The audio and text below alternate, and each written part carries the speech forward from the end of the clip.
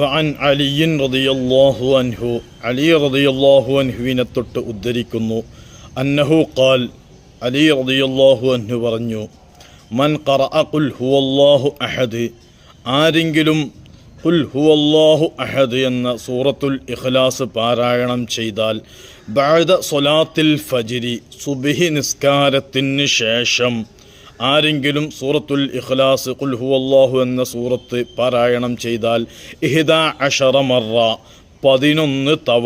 11 തവണ സുബ്ഹി നിസ്കാരത്തിന് ശേഷം ആരെങ്കിലും സൂറത്തുൽ ഇഖ്ലാസ് പാരായണം ചെയ്താൽ ലം യൽഹഖുഹു ദംബുൻ യൗമഇദിൻ, അന്നേ ദിവസം അവനിലേക്ക് യാതൊരു തെറ്റും വന്നു ചേരുകയില്ല, യാതൊരു തെറ്റും അവൻ ചെയ്യുകയില്ല, അവനിൽ സംഭവിക്കുകയില്ല.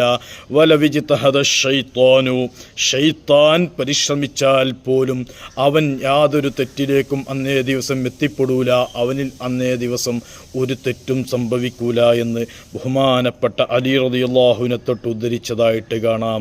ബഹുമാനപ്പെട്ട ഇസ്മായിലുൽ ഹഖി റളിയല്ലാഹു അൻഹു അവിടുത്തെ തഫ്സീർ റൂഹുൽ ബയാൻ 10/450 ഇത് വിവരിച്ചിട്ടുണ്ട്.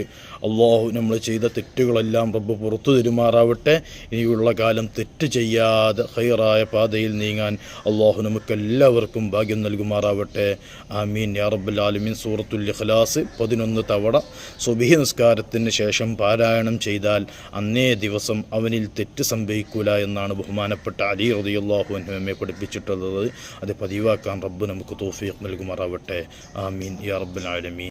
സാധാരണക്കാർ ഓത്ത് ക്ലിയർ ഇല്ലാത്ത ആളുകൾ സൂറത്തുൽ ഇഖ്ലാസും ഫാത്തിഹകളൊക്കെ നല്ല രീതിയിൽ ഓതിപ്പടിച്ച് നല്ലൊരു ആലിമിൻ്റെ ഖിറാഅത്ത് നല്ല ക്ലിയറുള്ള ഒരു ആലിമിനെ സമീപിച്ച് അവർക്ക് ഓതി കേൾപ്പിച്ച് അതിലുള്ള നമുക്കറിയാത്ത നമ്മൾ തെറ്റില്ല എന്ന് കരുതിയാലും പല തെറ്റുകളും അതിൽ സംഭവിക്കാം.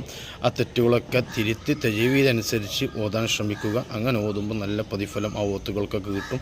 അല്ലാഹു തൗഫീഖ് ചെയ്യട്ടെ. ആമീൻ.